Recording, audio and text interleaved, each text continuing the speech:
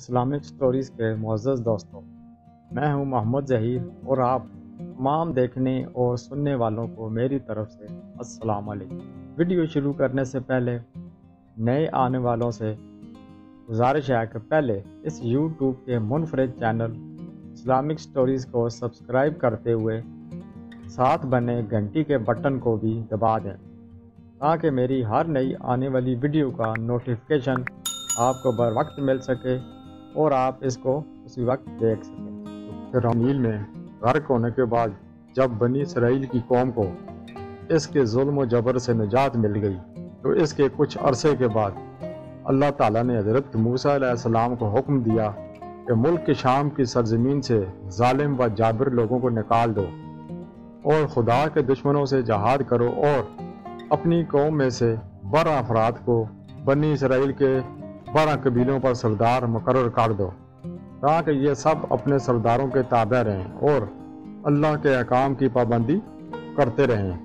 چنانچہ حضرت موسیٰ علیہ السلام اپنی قوم کے 12 قبیلوں پر ان میں سے 12 افراد کو سردار مقرر کر دیا۔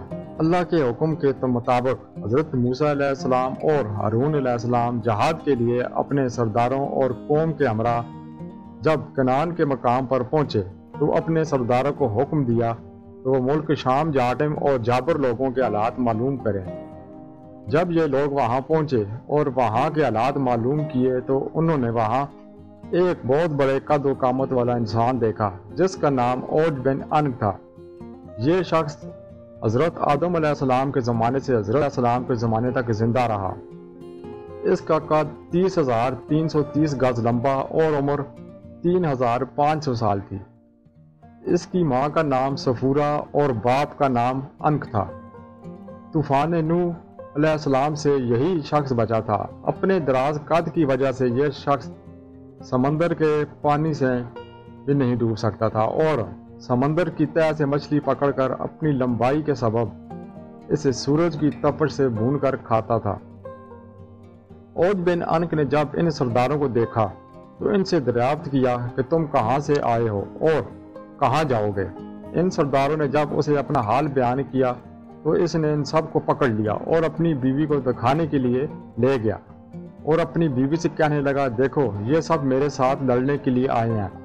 یہ کہہ کر انہیں زمین پر ڈال دیا اور چاہا کہ چونٹی کی طرح پیر سے مسل دے تو اس کی بیوی نے کہا، ان کو چھوڑ دو، یہ کمزور اور ناتواں ہیں، خود ہی چلے جائیں گے، تجھ کو انہیں مارنے سے کیا فائدہ ہوگا؟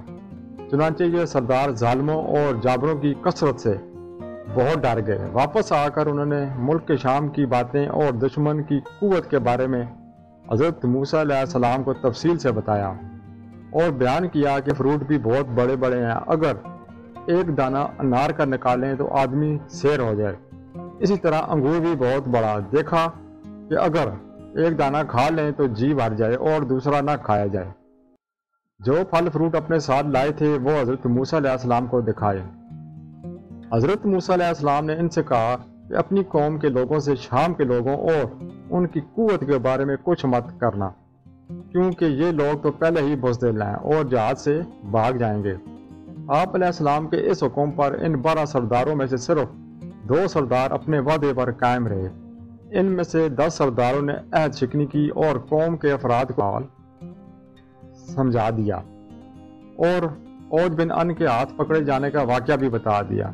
جب قوم نے ان سے دشمن کی قوت کے بارے میں سنا تو راساں ہو کر جہاد پر جانے سے کترانے لگے اور مصر واپس جانے کی تیاری میں لگ گئے۔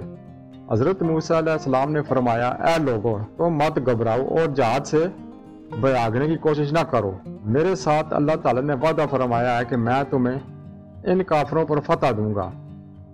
تو قوم نے حضرت موسیٰ علیہ السلام سے کہا کہ وہاں پر تو ایک شخص ہے جو بہت بڑی قد و قامت والا ہے اور وہ بڑا ہی زبردست ہے، ہم ہرگز وہاں نہیں جائیں گے جہاں پر موجود ہے۔ وہ دونوں سردار یوشع بن نون اور کالوت بن کتاوا جو اپنے وعدے پر قائم رہے تھے قوم سے کہنے لگے، اے قوم ٹھہر جاؤ اور ان پر حملہ کرو، اللہ تعالیٰ تم کو فتح دے گا۔ اور موسیٰ علیہ السلام نے وعدہ کیا ہے کہ اللہ ان کو ضرور ہلاک کرے گا، جس طرح فرعون کو ہلاک کیا تھا۔ جب تم لوگ اللہ پر یقین رکھتے ہو تو اس پر بھروسہ کیوں نہیں کرتے؟ قوم نے کہا کہ ہم ساری عمر وہاں نہیں جائیں گے، اے موسیٰ علیہ السلام تو اور تیرا رب دونوں جا کر اس سے لڑو، ہم تو یہیں بیٹھے رہیں گے۔ حضرت موسیٰ علیہ السلام نے ان سے غصہ ہونے کے لیے اللہ سے بددعا کی، جس کی وجہ سے شام کی فتح میں 40 سال کی تاخیر ہوئی۔ اس مدت میں بنی اسرائیل کے نافرمان لوگ جنگلوں میں بھٹکتے رہے۔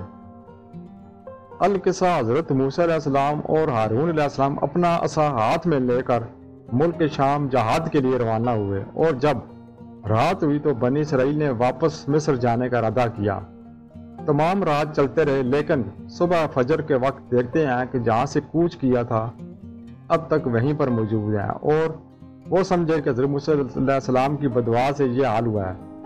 انہوں نے ان سے کہا کہ اس میدان میں ٹھہر جاؤ اور صبر کرو اور استغفار پڑھو جب تک حضرت موسیٰ علیہ السلام شام فتح کر کے واپس نہ آ جائیں۔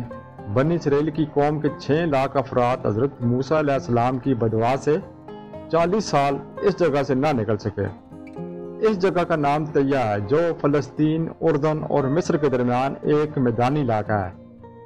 الغرض حضرت موسیٰ علیہ السلام جب اوج بن ان کے شہر کے نزدیک پہنچے تو لوگوں کی مہیب شکلیں دیکھ کر ڈرے اور اللہ کو یاد کر کے آگے بڑھے۔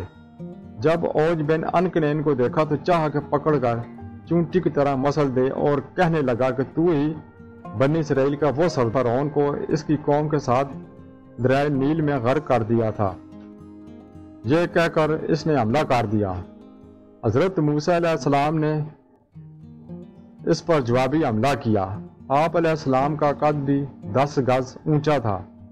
آپ علیہ السلام نے 10 گز اچھل کر اپنا عصا اتنے زور سے اس کے ٹخنے پر مارا کہ وہ وہیں گر کر مر گیا۔ کہتے ہیں کہ اس کی لاش 40 سال تک وہیں زمین پر پڑی رہی۔ اس عرصہ میں اس کے جسم کا گوشت گل کر صرف ڈھانچہ رہ گیا۔ جب حضرت موسیٰ علیہ السلام اور حضرت ہارون علیہ السلام سرخرو ہو کر واپس لوٹے تو اس کے ڈھانچے کو اٹھا کر دریائے نیل پر رکھ دیا، اور ایک عرصہ تک وہ ڈھانچہ دریا پر پل کا کام انجام دیتا رہا۔ سبحان اللہ۔